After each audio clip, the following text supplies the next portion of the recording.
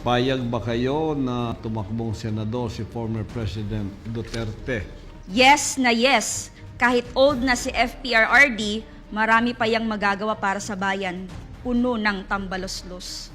Pero kung if there are compelling reasons, wala kasi oposisyon ngayon.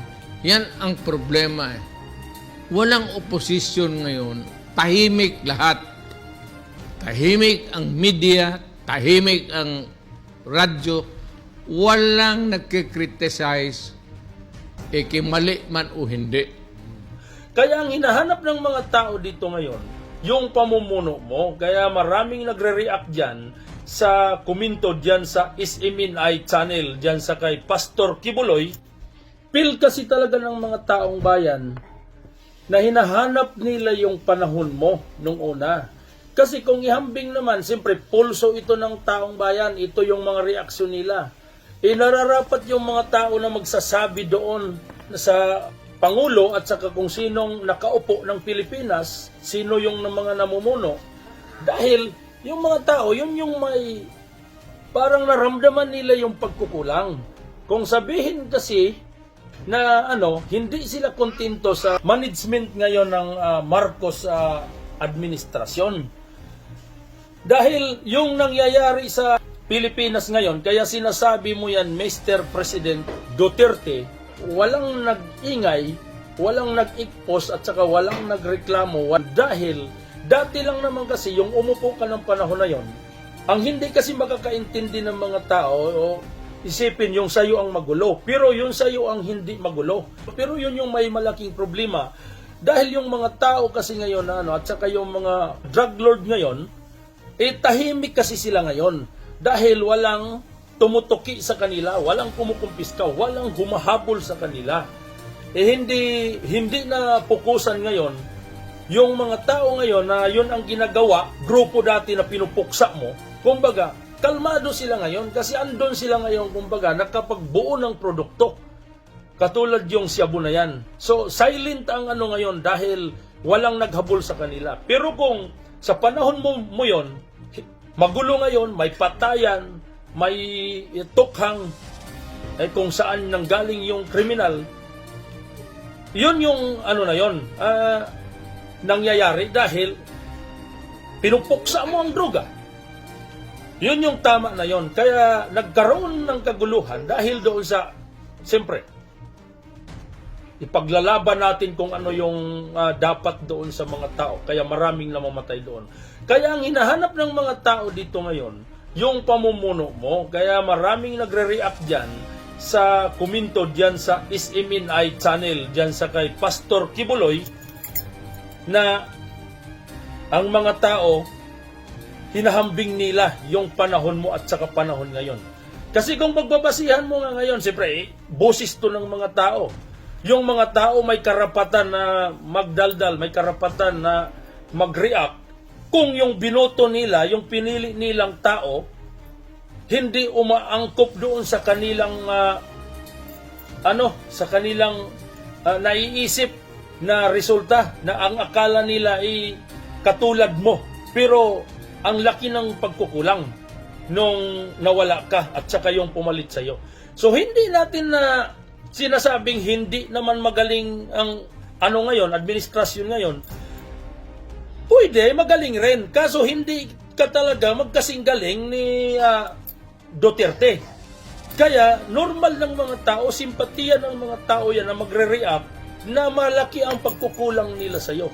Tingnan mo. Katulad yung nangyari sa alala mo, Mr. President, yung bago ka lang nanalo pagka-presidente, yung kasama mo pa sila ni Gordon, doon nagpunta kayo sa Russia, nakipagkita kayo doon kay Putin, na nakipag-deal kayo ng doon sa may ambag ni Putin doon sa Pilipinas. Di ba? Alam natin kasi tayo man yung mga taong bayan na nanood kung ano yung mga ginagawa ninyo, na sinasabi mo na binigyan tayo kumbaga ng kagamitang pangsandatang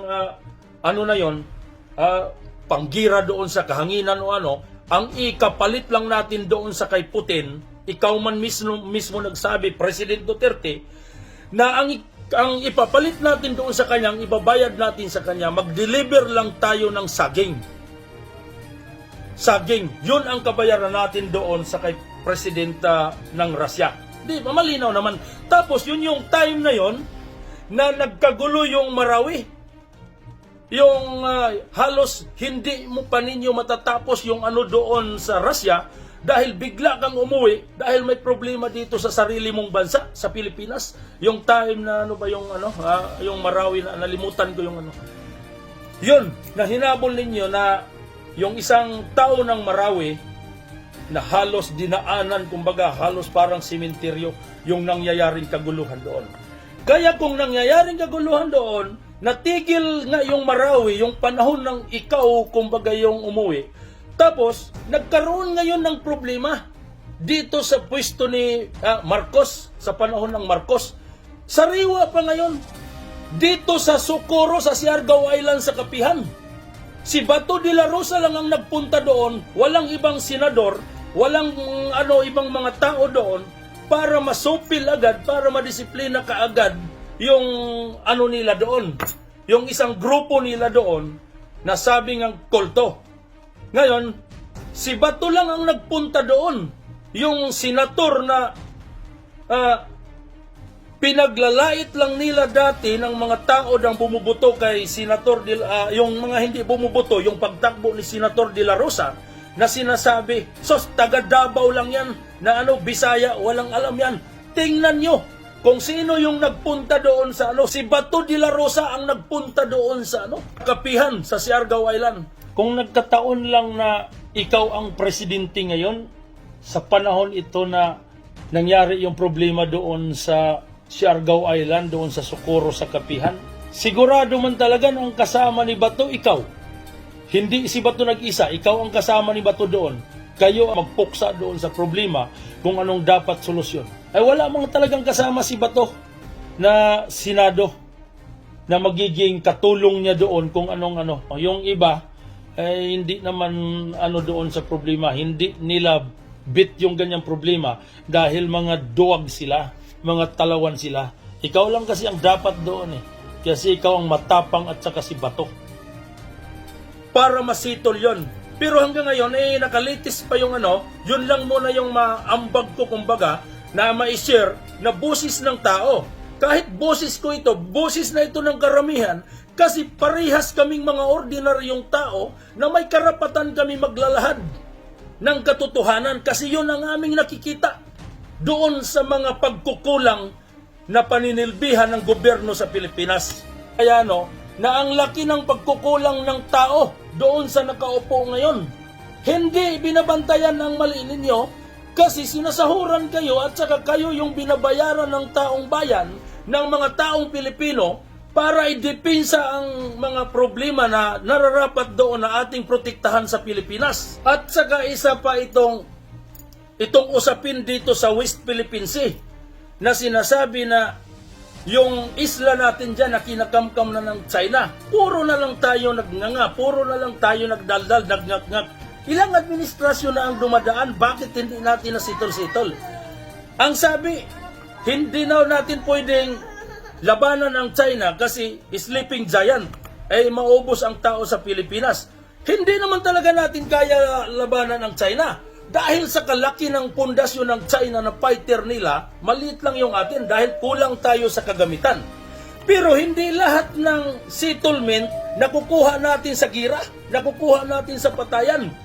Puntahan ninyo kayong mga senador dyan sa Pilipinas, puntahan ninyo yung Senado ng China para kakausapin ninyo na itong lupa na inaangkin ninyo, amin ito, sa Pilipinas ito na teritoryo, hindi ito sa China. Kasi kung hindi ninyo ibibigay ito, hindi na maganda yung ginagawa ninyo. Doon kayo humahanap ng solusyon, doon kayo humahanap ng kalutasan doon sa problema na yan. Tingnan mo, tuwing sesyon ninyo doon sa Senado, puro na lang, minsan ang marinig natin, kung si Robin Padilla magre-react, sabihin si Robin, bobo. Kung sino pa yung mga si Manny Pacquiao, magre-react, sabihin tanga-tanga, walang alam. Putragis, kayo, Nung bago dumating si Ruben Padilla, bago si Pacquiao naging senador, hindi man ninyo nakuha yung West Philippines eh. Kayo yung mga nauna, mas una kayong bobo kaysa kanila. Kaya, pakishare doon sa mga senador na bobo, pakishare ninyo mga subscriber natin. Kasi ito yung boses natin. Ito sa pamamagitan ng ganitong pag-ano natin, tayo yung boses ng mga mahirap, tayo yung boses ng mga masang Pilipino na dapat magparating doon sa kanila. Kasi tayo na nanood doon sa Senado, parang naiirita na lang tayo dahil doon sa mga pinag-usapan nila na mga nonsense na, mga useless na words na pinakawalan, na walang pakinabang at saka wala tayong nakikitang makakaligtas doon sa Pilipinas. Puro na lang sila punaan.